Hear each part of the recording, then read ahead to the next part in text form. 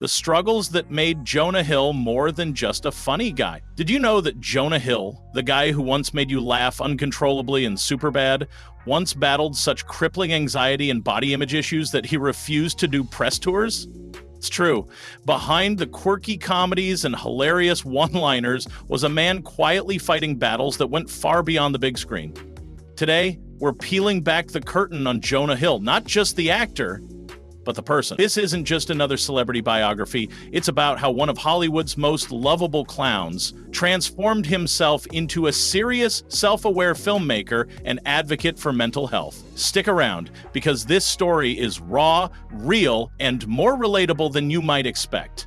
Early typecasting and the weight of being the funny fat guy. From the moment Jonah Hill burst onto the scene in Superbad, he was typecast. Hollywood saw him as the overweight, loud-mouthed sidekick, a role that made millions laugh but slowly chipped away at his sense of identity. For years, he was the go-to funny fat guy, a label that not only limited his roles, but also boxed in his self-worth. Imagine being globally recognized, but only for traits you secretly despise about yourself. Jonah has openly discussed how the industry and even audiences mocked his appearance, reinforcing a damaging stereotype he desperately wanted to shed.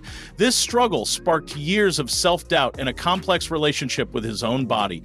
Battles with body image and public scrutiny. Jonah's transformation wasn't just about changing his resume, it was about reclaiming his body from public opinion. At multiple points in his career, he lost weight and gained it back again, a visible tug-of-war that the media obsessed over.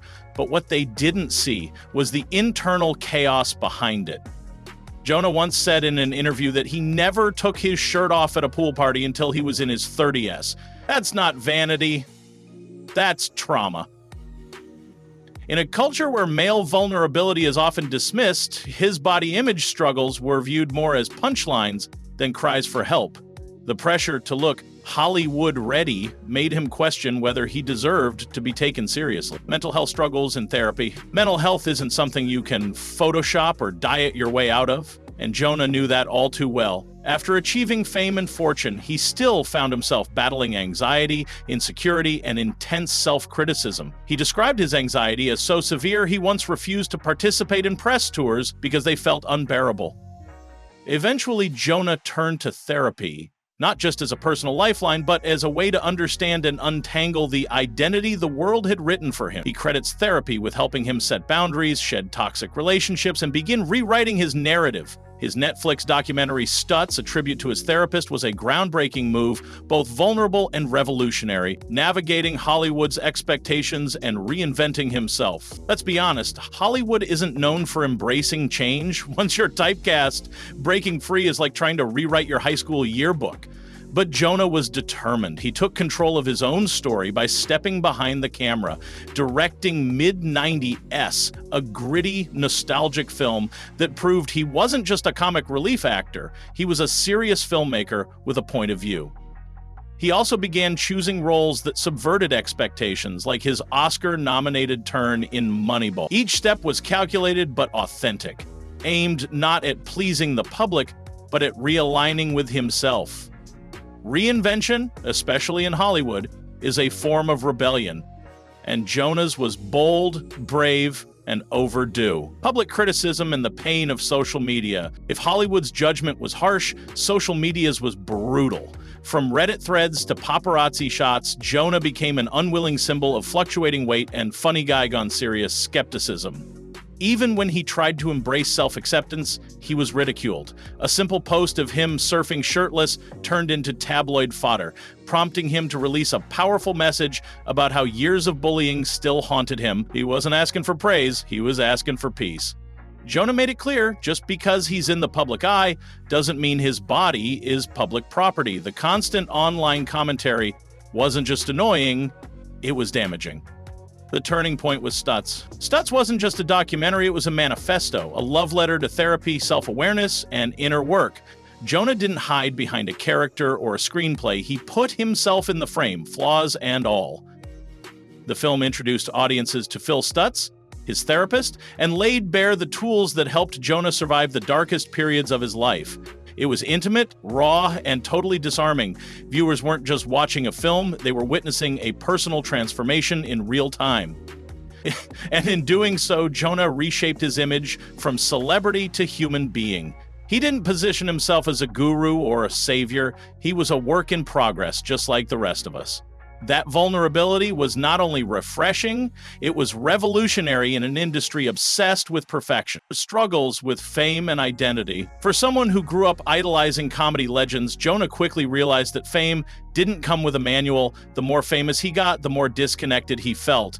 In interviews, he's talked about how being constantly recognized made him feel like a product, not a person. There were moments where he didn't know if he was being praised for his talent or paraded for entertainment. Fame distorted his sense of self, especially when paired with the media's relentless obsession with his appearance. And yet, rather than run from it, he confronted it head-on. He stopped chasing mainstream validation and started prioritizing authenticity, even when it meant turning down big-budget roles.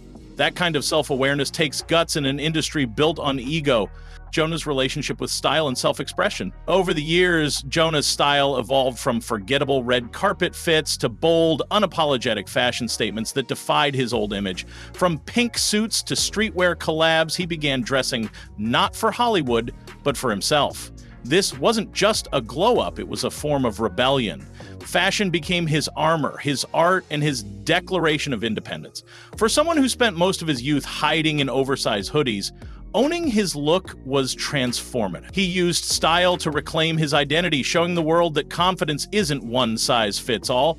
His fashion evolution was about more than clothes. It was a visual representation of self-love and creative freedom. In a world that expects men to conform, Jonah's wardrobe screamed, "I make my own rules now."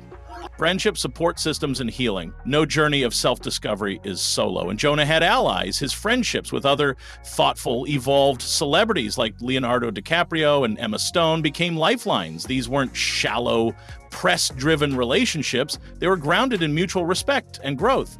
Through meaningful connections, Jonah found support outside the toxic spotlight. He's spoken about how the people who stuck around through his most vulnerable moments helped him embrace vulnerability as strength, not weakness. Having a support system, whether in the form of chosen family or therapeutic relationships, allowed Jonah to keep evolving without losing himself. A new chapter rooted in purpose. Today, Jonah Hill isn't just that guy from 21 Jump Street. He's a filmmaker, mental health advocate, fashion icon, and, perhaps most importantly, a work in progress who's okay with not having it all figured out. He stepped away from the limelight at times to protect his peace, choosing projects that resonate with his values instead of chasing fame. And that's the biggest flex of all. His story is a powerful reminder that reinvention is messy, healing is ongoing, and authenticity beats applause any day. He's not trying to be your favorite actor anymore. He's trying to be himself. If Jonah Hill's journey moved you or made you see him in a new light, hit that like button. Share your thoughts in the comments. What part of his story surprised you most? And don't forget to subscribe. We've got more deep dives into unexpected celebrity journeys coming your way.